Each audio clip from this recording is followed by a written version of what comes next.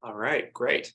So welcome everyone to the first installment of the 2022 CPCB seminar series. We have a really wonderful slate of speakers set up for the next year, and I'm really excited to hear all the talks.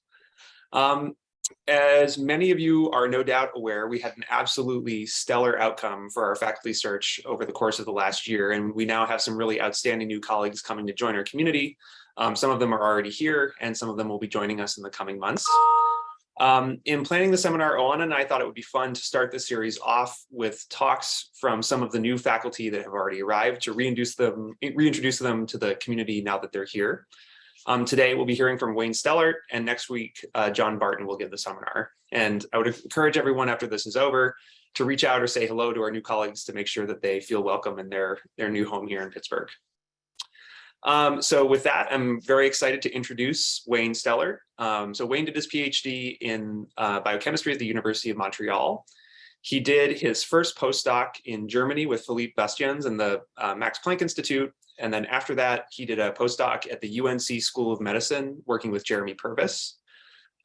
Working in the Purvis lab, he studied the dynamics of progression through the mammalian cell cycle using really exciting new methods for highly multiplexed immunoimaging and some really cool computational techniques that I'm sure that you're going to hear about today. And I think it's a really wonderful example of how new data and exciting computational techniques can come together to completely change the way that we see something that we've all learned about in textbooks, when we were undergrads.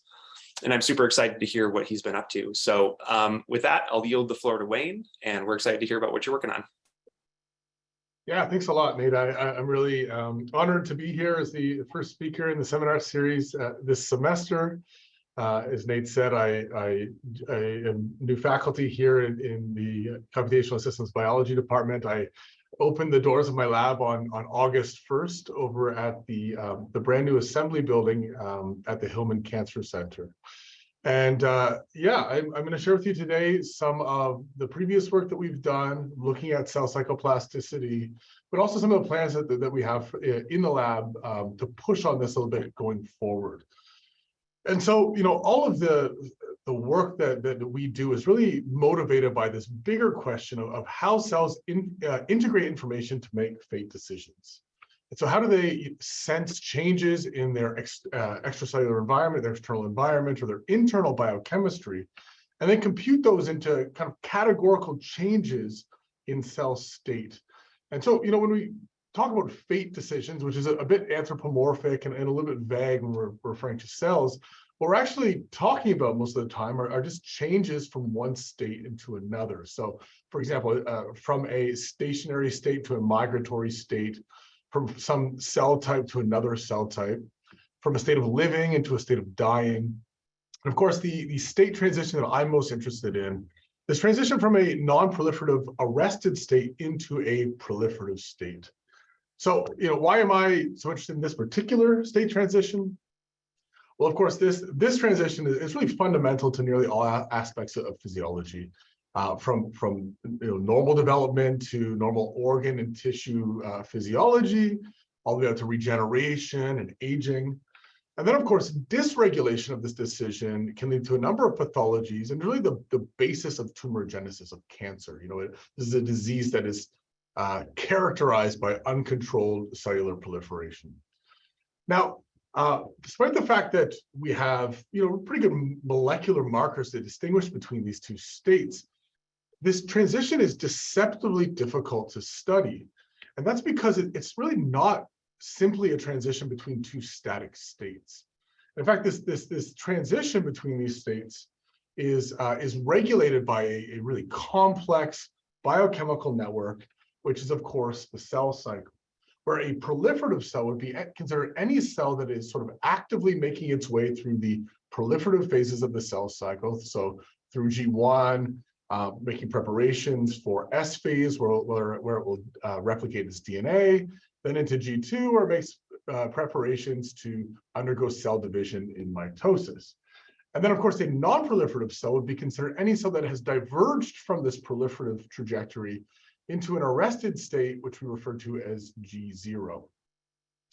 Now, progression through this cell cycle is regulated by this really complex interconnected network of biochemical reactions that are coordinated in space and in time to ensure the successful replication of DNA and its division into two daughter cells. Now, even in this schematic here, which is really only showing us a fraction of the biochemical events that are involved in cell cycle regulation and progression, the authors have already have indicated ways in which the cell and the cell cycle can incorporate information about its environment or its internal state. So you see how mitogenic signals or DNA damage are incorporated kind of biochemically into this network to influence progression through the cell cycle. And so we've accumulated all of this information over the last few decades of really careful biochemical and genetic research, arriving at a model of the cell cycle that describes the progression of an average cell through all of these phases of the cell cycle leading to cell division. And we basically use this single generalized model of the cell cycle to understand cell cycle regulation basically across all of human biology.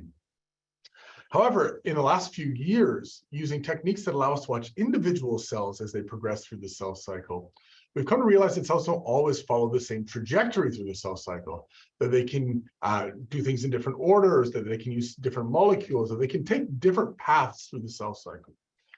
So for instance, if a cell encounters stress during G1, it might revert back to an earlier state of the cell cycle and start all over again, maybe try a different way. If the canonical path through the cell cycle is blocked, either through some natural inhibitor of the cell cycle, or maybe even a drug that targets some canonical component of the cell cycle, the cells can find this alternative pathway, this different molecular route to bypass that blockade, and then rejoin the cell cycle later on and just continue as if nothing happened. And then finally, probably the best example of heterogeneity in cell cycle progression is the fate of daughter cells immediately following cell division. So we know that these daughter cells can either immediately re-enter the cell cycle and just begin their preparations for DNA replication. Some daughter cells will exit the cell cycle temporarily into this transient state of arrest we call quiescence, before eventually, after some time, coming back into the cell cycle and entering their proliferative state. And finally, some cells will actually exit the cell cycle permanently into an irreversible state of arrest that we call senescence. And so this has really opened up this door to this brand new field in the last couple of years that seeks to understand the role of this plasticity in various biological or disease contexts. And so, of course, my lab is very interested in this plasticity, and all of our work, essentially our long-term vision is centered around this single unifying question of how does the cell cycle change during development, as we age, and in disease. And so how do we go about studying the entire cell cycle to look for this plasticity? Are we going to focus on specific effectors or specific pathways as we've done in the past? As you can see, we know a lot of that stuff, and it's just so complex. It's very difficult to study things in this kind of reductionist way. So what about if we could study the entire cell cycle, the entire cell cycle network? What if we could obtain a sort of bird's eye view of the entire cell cycle and make this a kind of a roadmap of the cell cycle, where we could visualize all the paths it takes through the a cell takes through the cell cycle, including any alternative paths that cells might take if they run into trouble, any arrest states that cells might find themselves in response to certain stresses. How can we go about mapping out the cell cycle? Now, what we're really talking about here is, visualizing a biological process. So how do we do that? Well, we're going to borrow some approaches that have become very popular in the single-cell transcriptomics field over the last few years. But we're going to sample cells from across our biological process of interest and make a high-dimensional molecular measurement of that cell's state. We'll then use dimensionality reduction methods and trajectory inference methods to then turn this data into a map of our biological process. And so how do we do this for the cell cycle? Well, first, we reasoned that to sample cells in all possible states of the cell cycle, we can simply take an asynchronous cycling population of cells. In this case, we chose around 10,000 human retinal epithelial cells, or RPE cells, with the reasoning that as long as if we take at any fixed point in a large enough population of cells, we should be able to sample cells from across the entire cell cycle. And of course, the more cells we have, the more probable it is we'll even pick up some rare cell cycle states. Now, in this first attempt to build this data-driven map of the cell cycle, we wanted to include some kind of ground truth measure of a cell's progression through the cell cycle that will help us interpret our map. And so prior to fixation of this cell population, we performed time-lapse imaging of a fluorescent biosensor that monitors a cell's progression through the cell cycle. So the sensor that we use is based on the pCNA protein, which is a component of the DNA replication complex.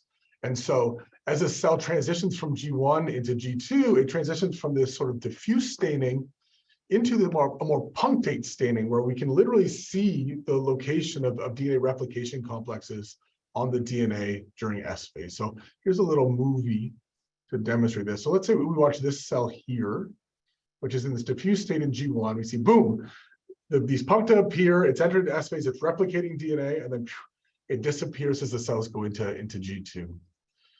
And so we can use these movies to obtain ground truth annotations of both the age of the cell at the time of fixation, so how long it has been since that cell finished mitosis, so the age of the cell, as well as the cell cycle phase that cell is in at the end of the movie. And we're going to use these annotations a little bit later on to help us interpret our map. All right, the next step, of course, is that we need to make some kind of high-dimensional measure of state in each of these cells. Now, these days, these measures of cell state are often made by single-cell transcriptomics. However, the cell cycle, in particular, is really driven by changes in proteins or in post-translational mechanisms. So things that are really not adequately captured by transcriptomics.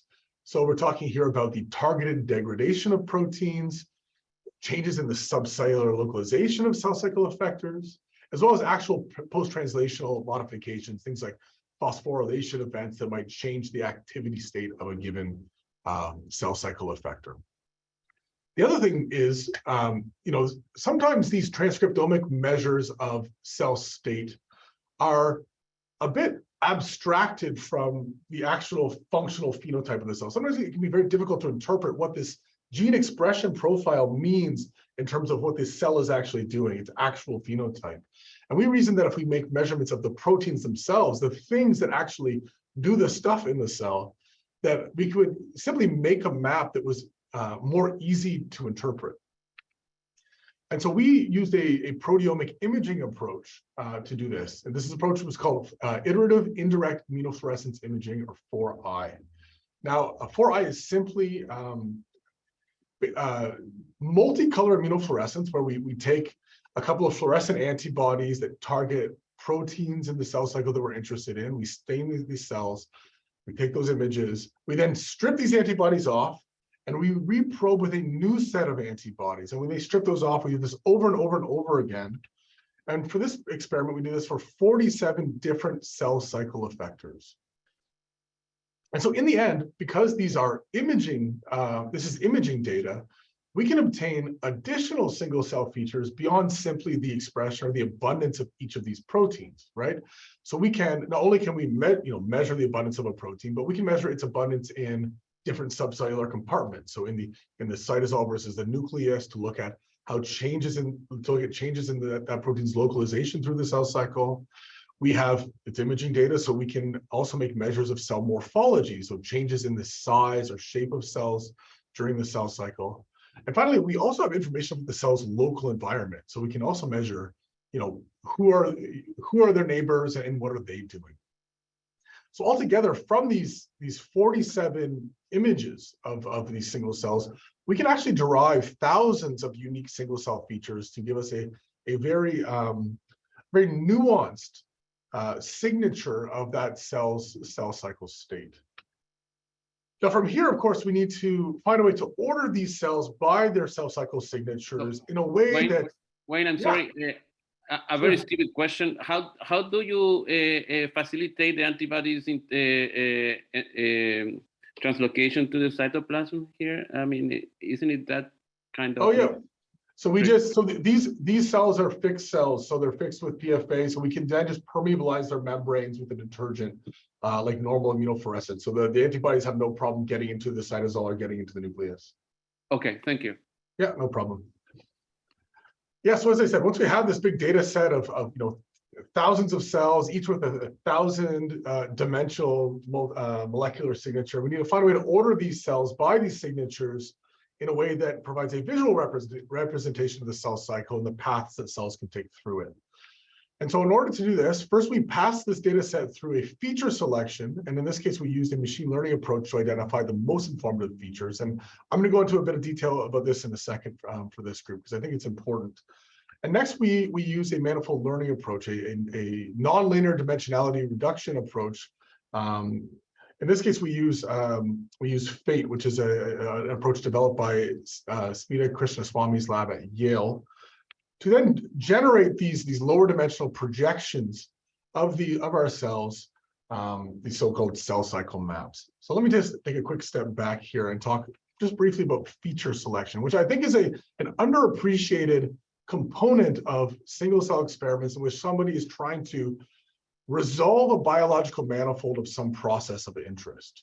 And so let's take this fake example of some high dimensional data here. It's 3 dimensions, but imagine it's more than that. Let's say that our process of interest, the cell cycle, is represented by progression along this spiral shape along this Swiss roll here. This is really the process we're trying to resolve from this high dimensional data cloud. But let's say among the things we measured, there were some antibodies in there that picked up changes in some orthogonal biological process, let's say circadian dynamics. Now, these features essentially pollute our feature space, right? In a way, if cells that are in similar states of the cell cycle could be located much further away from each other in this high dimensional space. And then, these features also then pollute distort our lower dimensional projection of the data as well. Now, placing these cells very far away from each other on this map, even though they're actually in the same cell cycle state, right? So let's take a look at the actual data. If we take our entire feature sets, all of these 3,000 unique measurements of single cells, and run them through FATE, we end up with a structure that looks like this. Now, we can overlay for each of these cells using our ground truth annotations of which phase they were in that we determined by time-lapse imaging prior to fixation. We can overlay this information on top of each of these cells, and it's really clear to see that there's no representation of progression through the cell cycle here. We don't see any clear progression through the phases on the surface of this structure. Now, even if we reduce our feature set to just measures of the protein abundance or activity, we still roughly get the same thing. No real indication of cell cycle progression on the structure.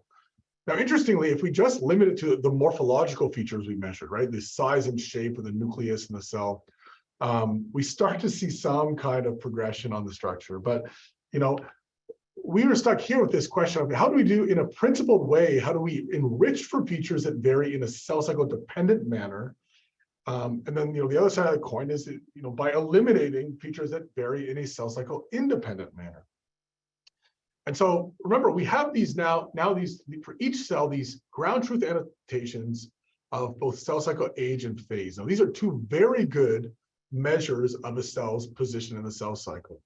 And so we wondered if we could train some kind of interpretable machine learning method to resolve the features in our data set that are most predictive of these outcomes. And so we trained 2 random forest models to predict either phase or age, and then obtained this ranked score of among all the features of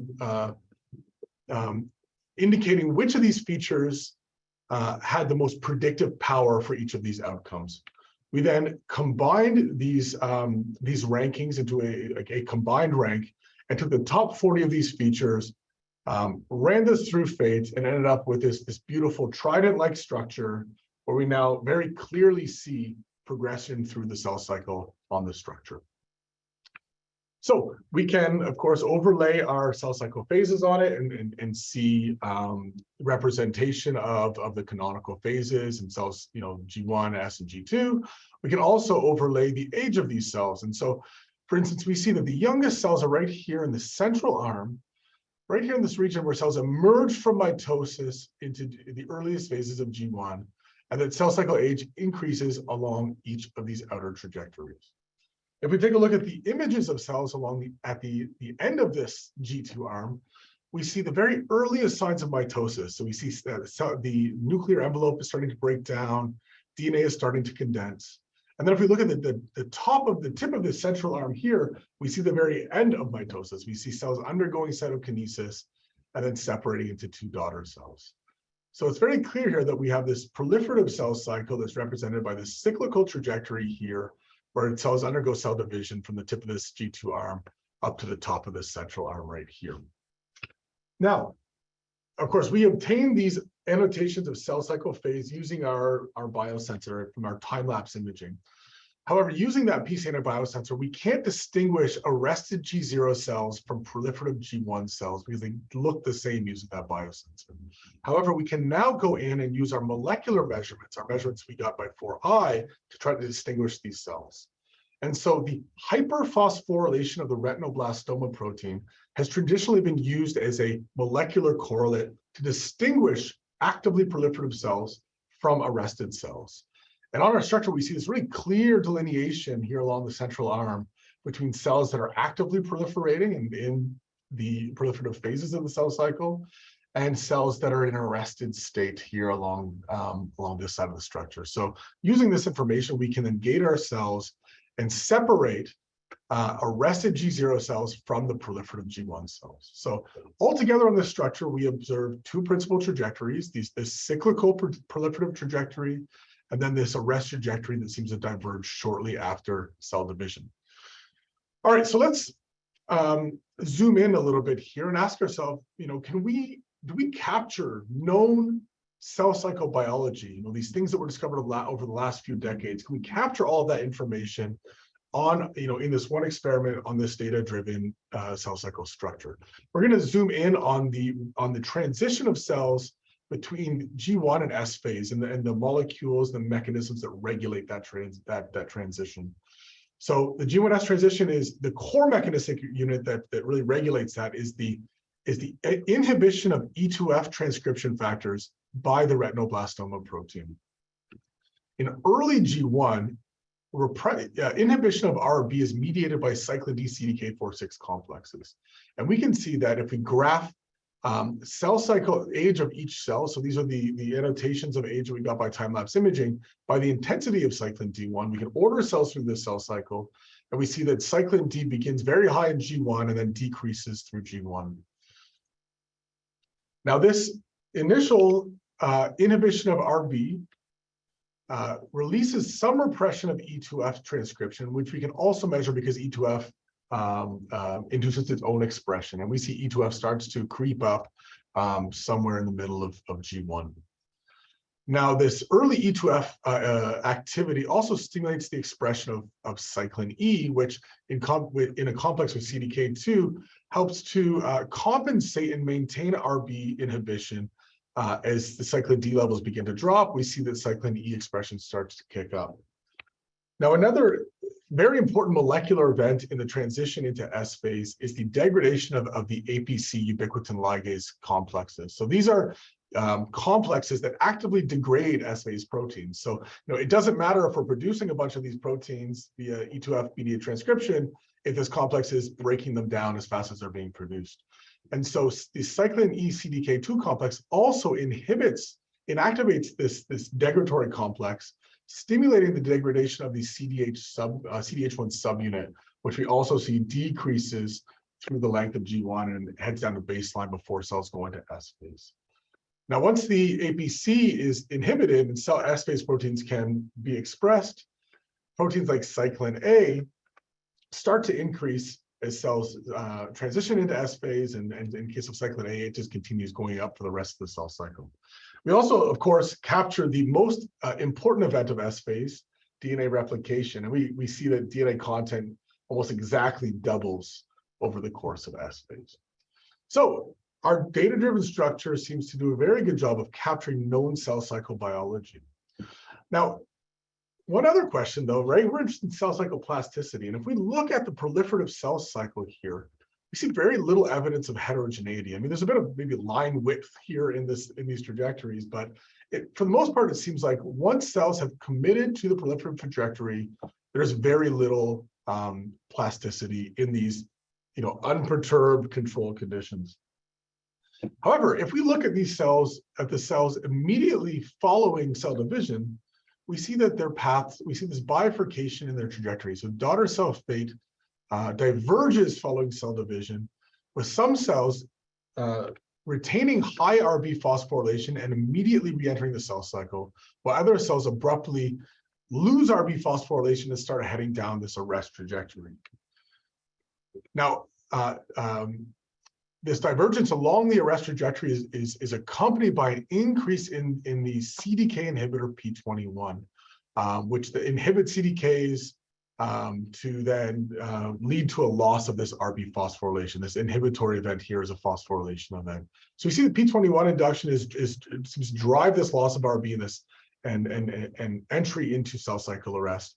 We also see that P21 seems to increase along as cells progress further along this arrest arm, which is consistent with the prevailing notion in the field that the longer that cells remain arrested, the further into arrest they go, the deeper that arrested state. So we wondered, what else is happening as cells progress further into arrest? And so we trained another random forest model to predict to resolve the features that best predict progression along the arrest arm. And although P21 does show up as one of the highest hits, we were very surprised to find that a bunch of proliferative effectors ended up on this list. So for example, we see that the expression of cyclin D1 and CDK4 also increase along the arrest arm. We also see this loss of the retinoblastoma protein in the arrest arm. Now, these are all molecules and molecular changes that should absolutely counter the effect of P21 on the cell cycle. And so this got us to thinking, another prevailing model in the field is that in order for a cell to come back into the cell cycle, to the proliferative cell cycle from an arrested state, it needs to reverse the mechanism that induced arrest in the first place. In this case, it would need to reverse the P21 induction that pushed those out of the cell cycle. We then wondered, well, maybe cells could actually outcompete that arrest signal by expressing other proteins that such as cyclin D1 or CDK4/6 that should counter the effect of that arrest-inducing molecule. And so to test this hypothesis, we engineered a cell line using CRISPR to tag the endogenous loci of both P21 and cyclin D with fluorophores so that we can watch the dynamics of these proteins as cells progress through the cell cycle and from an arrested to a proliferative state. Now, in order to mark when cells transition from arrested to proliferation, we also included the CDK2 activity sensor, which has been shown to really distinguish well arrested cells from proliferative cells. And I'll show you here in a second. So here's this time-lapse experiment where in the background here, you see individual traces of single cells that we tracked and measured. And in the dark lines in the front represent the population medians. If you look at CDK2 activity as a measure of arrest versus proliferation, we align cells to the point where CDK2 gets reactivated. So this is the point where cells go from arrested with low CDK2 activity to increasing CDK2 activity and enter a proliferative state.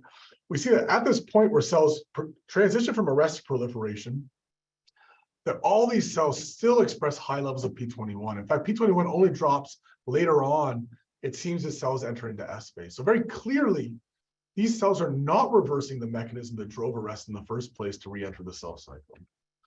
And in fact, what we see in many cases is an example like this cell here, where if we look at P21 during cell cycle arrest, it kind of oscillates a little bit, but it mostly creeps up. And it definitely doesn't decrease at this point of cell cycle reentry. In fact, what seems to happen is that cells re-enter the cell cycle shortly after a burst in cyclin D expression, like we see here on this blue curve. And in fact, if we measure cyclin D and P21 expression precisely at the time of cell cycle reentry, we really clearly see that higher cyclin D expression permits cell cycle reentry at higher levels of P21. So all of this data is really consistent with this notion that cell cycle reentry doesn't require a reversal of the mechanism that induced arrest in the first place. Now, of course, you would imagine that if cells are simply reversing that mechanism on our structure, they would simply travel back down the arrest arm and re-enter the cell cycle. But if they're doing something different, taking a different path back in, we should be able to see it on the cell cycle. And we actually, on this map, and we actually think that these cells here, that seem to be budding off the arrest arm at various points, are cells that are re-entering the cell cycle from this arrested state. We see that these cells express high levels of cyclin D, but most importantly, they have hyperphosphorylation of RB, indicative of cells that are now in an active proliferative state. These cells also show signs of cells preparing for S phase. They show E2F transcription, and they also show increased expression of the CDT1 DNA licensing factor. So cells very clearly re-enter the cell cycle along a different molecular trajectory. All right, so I explained earlier, right, that cells following cell division have a couple of different fate trajectories that they can follow. So they can either immediately re-enter the cell cycle, or they can temporarily exit the cell cycle into a quiescent state and then re-enter a little bit later on.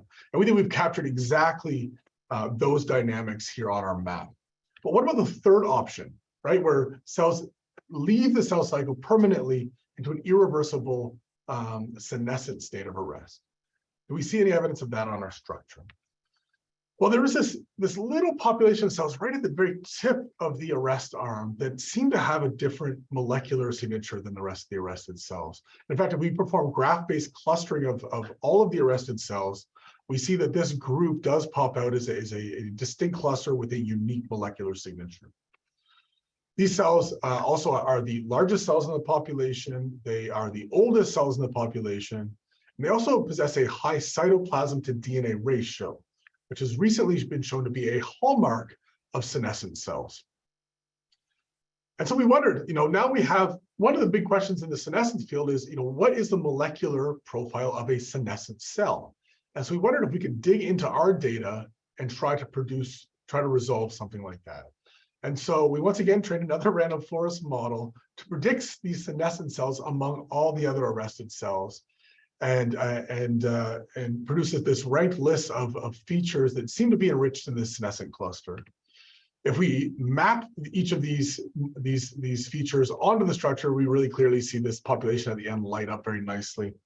But we wanted to perform a validation experiment to ensure that this is definitely a senescent cluster, and that this molecular signature that we've resolved is representative of a senescent cell. So we performed this validation experiment where we use senescence-associated beta-galactosidase activity, or beta-gal, to stain senescent cells. So this is another gold standard way to identify a senescent cell. We have this fluorescent assay where we can do it by imaging. And so if you look at this big boy right here in the middle, he has a much, much higher expression of this beta-gal activity than all of the other cells around it.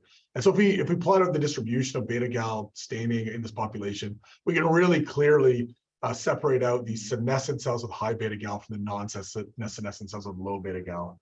And once we've annotated each of these cells, we can then go in and measure each of these features that we predicted to be enriched in senescent cells. Yeah. Wait, I'm sorry. So you have by now made all these random forests that look amazingly, impressively predictive. Can you refresh me? I mean, are the features selected by the random forest, basically trained on? They are all the same at the beginning, the same set of features, and then you are training in this sort of specific data sets, or are you changing the set of features? Right. Can you sort of enlighten me a little bit as to how because they look really pretty, but No. Yeah. What's under the hood, right? Yeah. So I mean, just very briefly, we use the same full feature set try, we use the same full feature set for the random forest. And the way that we arrive at these ranked lists, these predictive power lists, is that we perform a conditional permutation where we pull them out. So we pull kind of one at a time these features out of the random forest, and we look to see how that affects the accuracy of the model. And so, of course, the most important features will affect the accuracy of the model the most, and these will end up with the highest predictive power. That's sort of, generally how it works without going into the math under the hood.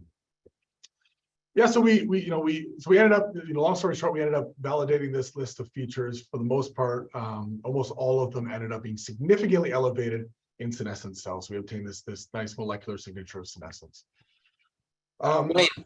Yeah. Can I follow up on Carlos? Sure. I think this is a good time to interject. A lot of these, it's a technical question that has to do with the with the data acquisition and variability. So a lot of these feature measurements in the single cell depend on intensity measurements of fluorescent markers through indirect immunofluorescence or maybe direct immunofluorescence, and that has to be affected by experimental condition heterogeneity and how well the cell stains. And how do you have an idea of how much that experimental heterogeneity affects your data measurements, and if so, how do you control for that? Yeah, that's a very good question.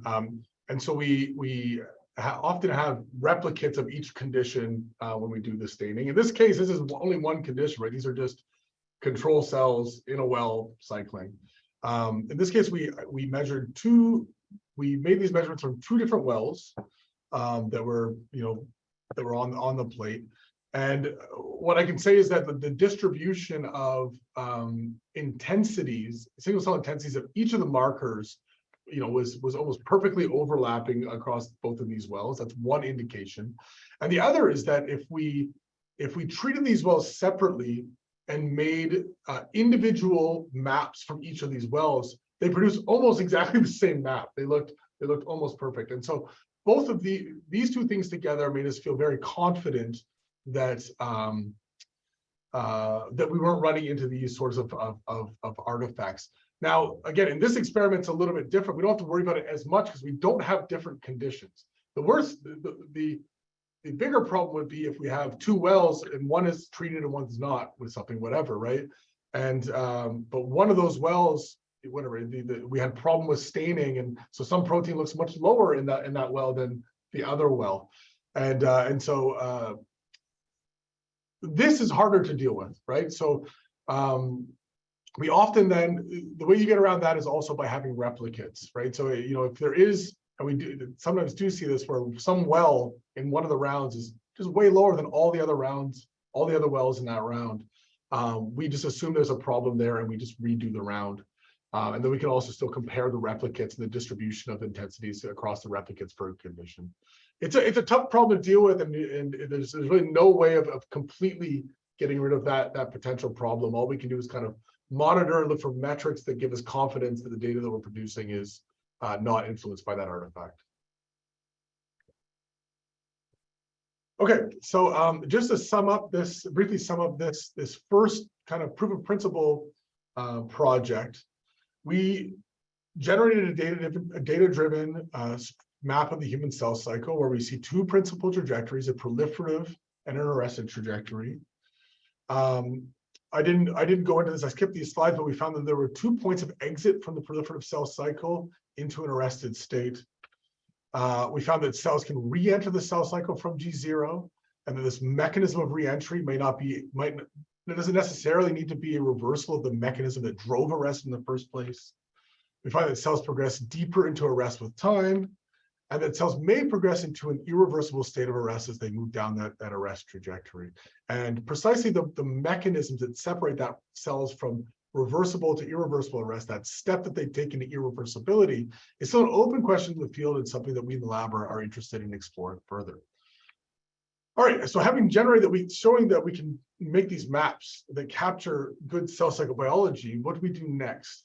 Now, I actually think that the power and promise of this approach is to perform comparative studies to try to understand how the cell cycle changes in different biological or disease contexts. So, for example, how does the cell cycle network change as a whole in response to changes in its environment? Or, let's look at how similar are the cell cycles of two different cell types?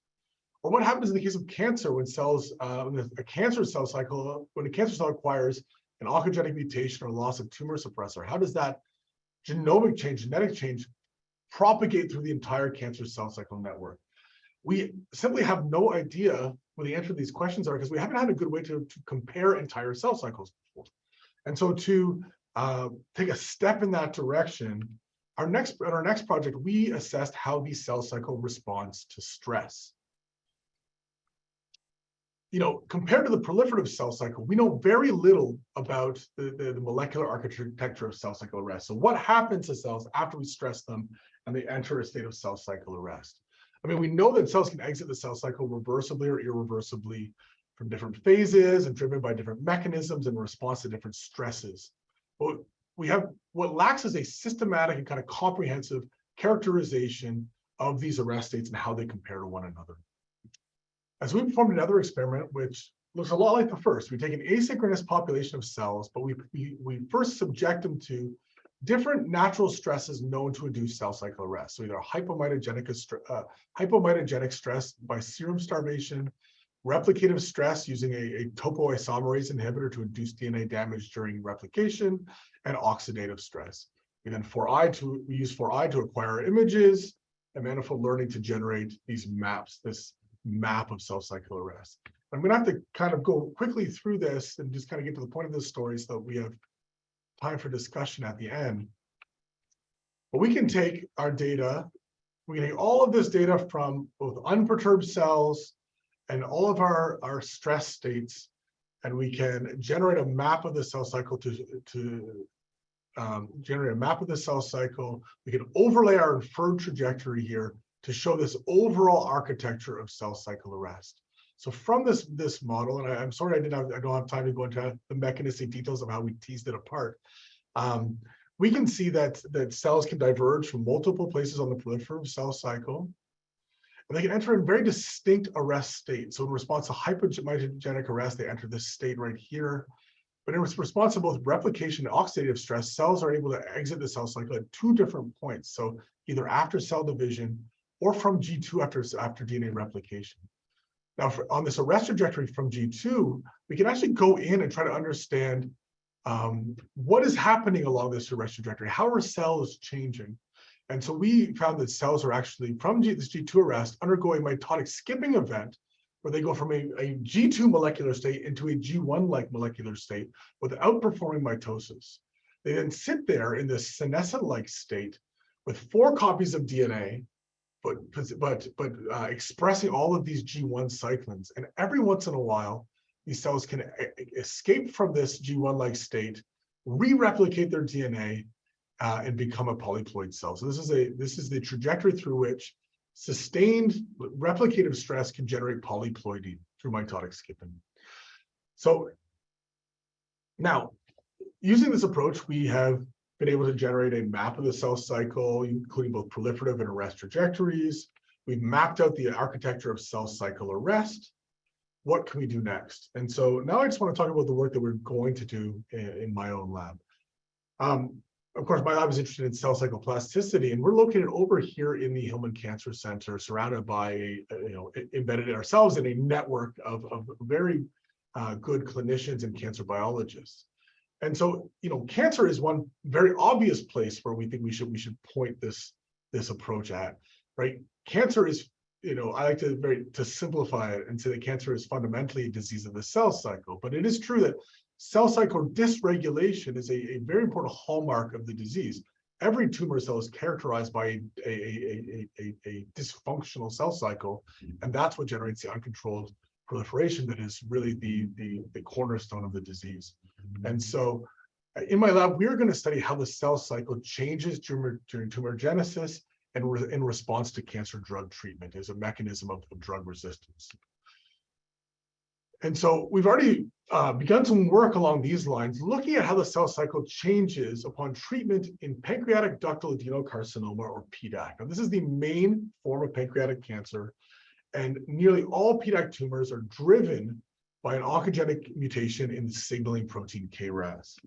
Now, these oncogenic mutations generate a constitutively active form of the protein, which then sends persistent growth or cell cycle progression signaling through the ERK-MAP kinase pathway. It's just constantly sending these signals to continue to divide, to divide, to divide. And so one method of targeted therapy that's being tested in the clinic right now is to simply inhibit the ERK protein, part of this signaling cascade, to try to sever this persistent proliferative signaling that's generated by the oncogene. And so we can test this inhibitor across a panel of PDAC cell lines. And indeed, some of these cell lines do arrest and stop growing in response to the inhibitor. However, we see a bunch of these cells just continue cycling in the presence of the inhibitor as if it wasn't there. Now, from a cell cycle biology point of view, it is practically inconceivable that a cell could continue cycling in absence of ERK activity. Yet these cancer cells are finding ways to maintain in this proliferative state in the absence of ERK signaling. So I thought this could be a really interesting model to use our cell cycle mapping approach. As we designed an experiment where we treated 9 different PDAC cell lines with increasing concentrations of an ERK inhibitor, and we generated cell cycle maps for each of these. Now, of course, we first wanted to make sure that in our data, we do see this variability in the response of these cell lines.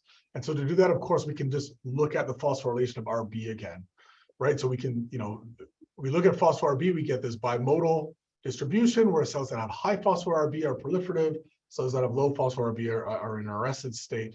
If we look at this CF-PAC cell line, it begins with where nearly all of its cells are in a proliferative state, and that's the case for most of these cell lines. But when we increase the concentration of the drug, we see very little effect on the proliferative state of these cells. Almost all of them remain in a proliferative state. This cell line is very resistant to the treatment.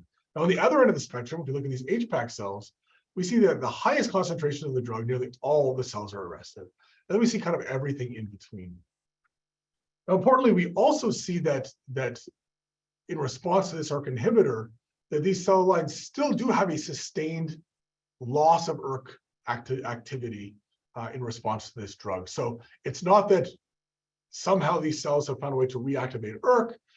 These cells that are resistant are finding ways to proliferate in the absence of ERK activity. And so, of course, we wondered if this variability in drug sensitivity in PDAC could be explained by heterogeneity in their cell cycles. And so we're still digging through this data and trying to understand precisely how these cell cycle changes give rise to this phenotype. But let me show you some really, really cool preliminary evidence that we have of cell cycle adaptation as a mechanism of resistance. We're going to look at the CF-PAC cell line. We have annotated each of these cells with cell cycle phase using known molecular signatures of the individual phases. And we label these cells like that just so we can kind of see the progression of the cells through the cell cycle on the structure. Now, in the unperturbed cell cycle, in the absence of an inhibitor, cells progress through the cell cycle along this tight little figure 8 trajectory here.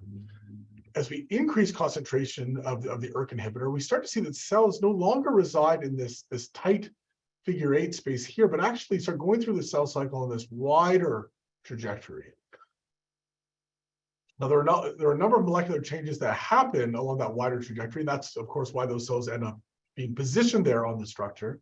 But one of the main things we see is this drop in the phosphorylation of the S6 protein. Now, this is a protein in the mTOR pathway, and it's often used as a measure of protein translation rate. So in response to drug, cells seem to be going through the cell cycle at very low, with a very low capacity for protein translation. And this ends up translating to very low expression of a lot of the cell cycle markers that we looked at as well.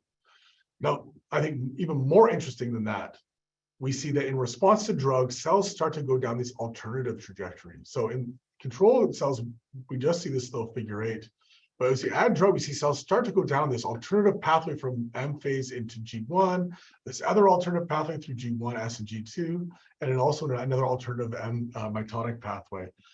And if we look at, and so what we think is happening here is that, of course, this ERK inhibitor is acting like a blockade, right? We block the canonical pathway of the cell cycle. And we think these alternative trajectories represent mechanistic detours that these cancer cells are finding to stay in a proliferative state in the presence of these drugs. And if we look at the molecular signatures of these trajectories, we see molecular changes that are consistent with a mechanism that could lead to arrest. So we see that these cells have low expression of the CDK inhibitor P27. They have low expression of retinoblastoma protein. Now, these are both changes, as I said, that should make these cell cycles less sensitive to ERK activity. So in my lab, we are going to expand upon this work. We're going to map the cell cycles from patient-derived organoid models of PDAC tumors. And we're going to ask questions like, can we classify patient tumors by their cell cycles? And can we predict drug sensitivity from these cell cycle states? We also, of course, want to identify ways that where the manifolds diverge in response to drug, and identify and target these resistant trajectories to try to develop combination therapies that's where we not only block the canonical cell cycle, but also block these detour trajectories that cells are taking. Now, the lab is also interested in the role of the tumor microenvironment in cell cycle regulation. And so we're interested really in studying, in this case, the cell cycle in its natural habitat, right? So of cells that are embedded in complex, three-dimensional, multicellular environments. And so, for these projects, what we're interested in is how does the microenvironment influence these cell cycle programs? And so we're going to take breast tumor microarrays, and we're going to perform, of course, our imaging to measure cell cycle markers, but we're also interested in the local environment around each of these tumor cells. So we will include markers of specific cell types so that for an individual cell, we can resolve a sort of quantitative description of its local environment to ask questions like, are there specific microenvironments that are more likely to induce proliferation or arrest? Or even in a more granular sense, do different microenvironments induce different cell cycle programs, different proliferative states, or different arrest states? We're really interested in this sort of relationship between a cancer cell and its environment and how that regulates cell proliferation and arrest. And finally, these first two arms are really directed at cancer, but I am also very much interested in a fundamental sense in cell cycle plasticity. So we also have projects that are directed at really understanding and cataloging the possibility space of the cell cycle. So in other words, how plastic is the cell cycle? And we're going to come at this from in two different ways. First, we're going to perform a tissue or tumor screen of cell cycle heterogeneity, where we will take a slide that has samples from a bunch of different tissues and tumors and map out the cell cycles of each of these on a single unified map to look at all the different ways cells can go through the cell cycle. Now, we're also going to come at this from the opposite way, where we'll take one cell line, but we're going to perform a CRISPR or a small molecule screen where we target key components in the cell cycle, in the cell cycle, and see how the cell cycle adapts to that. So it's very similar to what we see in the PDAC cell lines, where we're hoping that when we inhibit key components, cells find different ways to stay in the cell cycle and remain proliferative.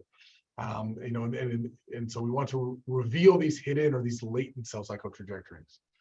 And finally, in my lab, we're going to be collecting lots of cell cycles, right, in all these conditions, all these contexts. And so I want to make sure that this information is available to other researchers that are interested in maybe looking at the cell cycle in their tissue or their condition of interest. And so we're going to generate the Human Cell Cycle Atlas, which will be a public-facing database where users can come in and look at our data, explore all of our cell cycles. But I'd also like to incorporate some of the modern single-cell data integration techniques. So someone can come in and perform an experiment in silico. They could maybe they want to compare two cell cycles that weren't directly compared in the original experiments and compare to see how their cell cycles differ. We want to create the ability for researchers to come in and do these sorts of things in the database. All right, so with that, I'd just like to first acknowledge all the hard work that my former colleagues at UNC Chapel Hill put into a lot of the data you saw today. It was a lot of work, and I really appreciate their effort. I had a great time working with these folks at UNC to get this thing off the ground. And finally, I'd just like to put it out there that, as I said, we just started up the lab, and we're looking to recruit graduate students and postdocs that want to join us. So if you know somebody that may be interested in the things we study, we have a bunch of projects that are kind of in the early stages that would be, I think, very suitable for people in CPCB. We have both hybrid projects where there'll be an experimental and a dry component. We also have purely computational projects that I think would be really great for on the time scale of a rotation, for instance. And so with that, I would like to thank you all for your attention, and I'd be happy to take some questions in these last few minutes.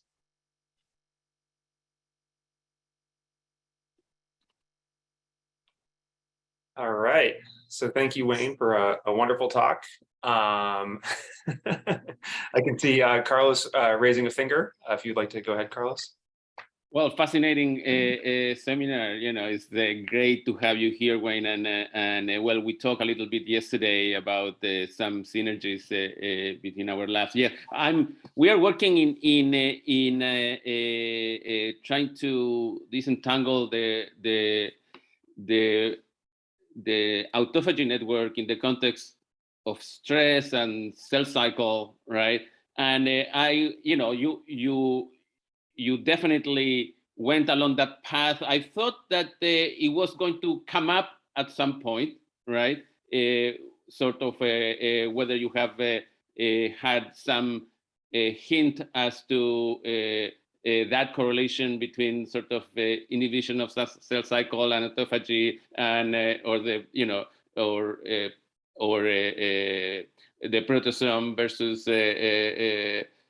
cell cycle, and that sort of balance. I wonder whether you have a comment on this, and definitely next week, we're going to sort of get together. I can show you sort of what more precisely what is it that I'm talking about. But I think that there is a lot of synergy here. I don't know. Do you have a comment? Yeah, no, thanks a lot, Carlos. I was definitely interested in autophagy, especially in relation to senescence. There's a weird and kind of unresolved relationship between autophagy and senescence and mTOR signaling that, is really hard to wrap your mind around. There's a lot of data out there that it's really hard to figure out what that model is. And the answer to your question is yes, I wanted to look at autophagy, but what we need is we need markers of autophagy that we need things we can measure that are measurable by antibody, right? So antibody staining. And when I started this project, this is now a few years ago, right? I don't think I didn't find any good measures of autophagy by immunofluorescence. And so I'd be happy to talk to you about if you have some ideas about things we could toss into the mix. I would, of course, be interested in tossing those in. The role of autophagy in cancer, for instance, and is also a really important area of active research. So I look forward to talking things over with you. I'm sure we can find some fun things to do. Great. Anne, go ahead. Hi, Wayne. Thank you. I concur. This was really a fantastic talk, and both the experimental approaches, the questions, the computational deconvolutions, everything was great. I have actually a naive question that could be of use for some of the students who may be wondering the same thing as me. After hearing your talk, I was maybe even more confused about what senescence is, given that you described and identified markers of how cells can exit senescence, which how different is it from arrest? What does it mean? I guess I'm confused on the biological meaning of all of this. No, you should be, because I think the world is still confused. Okay. The world is still confused right now. Yeah, I mean, senescence, it's funny because senescence is studied from a couple different perspectives. So it's studied from the cell cycle perspective, but it's also studies it as sort of a state on its own, a different metabolic state, this other different functional state. And so different groups of people are studying senescence from kind of different angles. And as a cell cycle biologist, I define a senescent cell as one that is irreversibly arrested. Now, the problem with demonstrating that something is irreversibly anything is that it's impossible to demonstrate that experimentally. right? We can never, I can never tell, I can say that the cell has been arrested for a very long time, but I can never state that it's never going to come back, right? So that is one of the key challenges with demonstrating the irreversibility of cell cycle arrest. What I can tell you is that I don't view senescence as a perfectly irreversible state. I mean, it's another one of these biochemical molecular states which can be stable, but I don't think irreversible. So I actually see it as more of an attractor, that under normal physiological conditions, cells may sort of explore molecular states around some attractor, but in every once in a while, and especially in maybe super physiological states, like in our cell culture where we dump a bunch of FBS on it, right? So they have a high expression of lots of cyclins, or in the case of cancer, where maybe oncogenes are allowing these cells a higher probability to jump to a molecular state where they can exit that attractor. That's how I conceive of it at the moment. I see. Thank you. This was very helpful. Okay, cool. Great. So I wonder if I could ask a quick question while we wait for any other hands to come up for other people who have questions. I kept wondering during the talk if you've tried to, using some of the tricks that you talked about with the random forest classifiers, tried to pare down your list of predictors to ask what's the minimum number of things you have to measure to predict a cell's position on the manifold. Yeah. And I guess the question is sort of like, can you construct something that's better than Fuji? That's like more informative about the actual position on this manifold that you've measured, and you know, would that be 2 things, 3 things, 4 things? You know, is that something that's feasible to think about? We are. What is Fuji? What is Fuji? Fuji is what is the standard that? Yeah, Fuji is this fluorescent, this pair of fluorescent biosensors that you can use to monitor cell cycle progression by time-lapse imaging. And so Nate is asking, you know, could we identify maybe something that would be an even more, have a higher fidelity marker of progression through the cell cycle?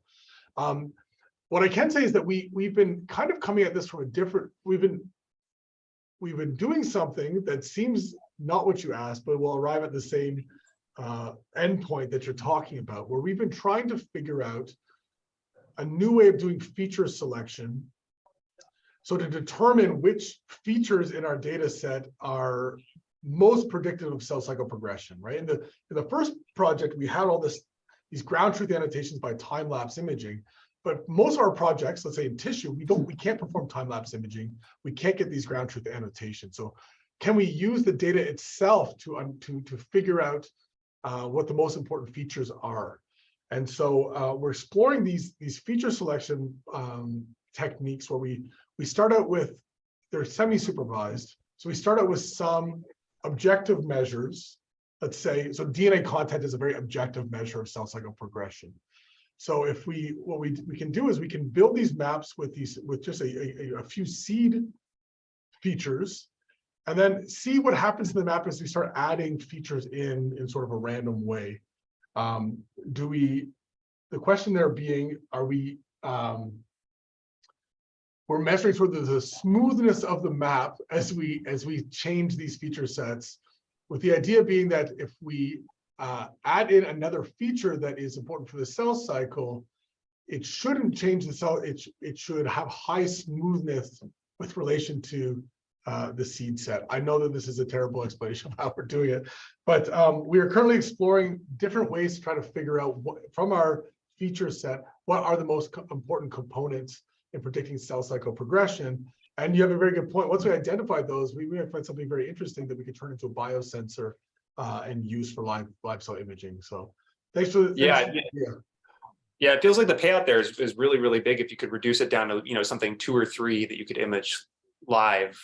Because then you could ask, you know, you want to sort of like, you're thinking of this manifold as an attractor, and you could ask questions like, you know, do deviating trajectories tend to like collapse back down to the attractor? And I think kind of put finer points on the models. I think it's really, really exciting.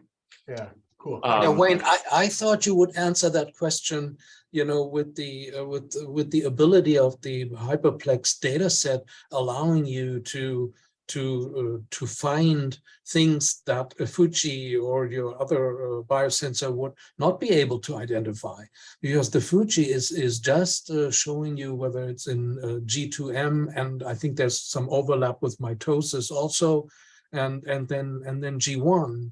But I thought what you were going to, what I expected you to answer is But you that hoped I was you're gonna really say- interested in these shortcuts or these circumventions, the detours that the cells take.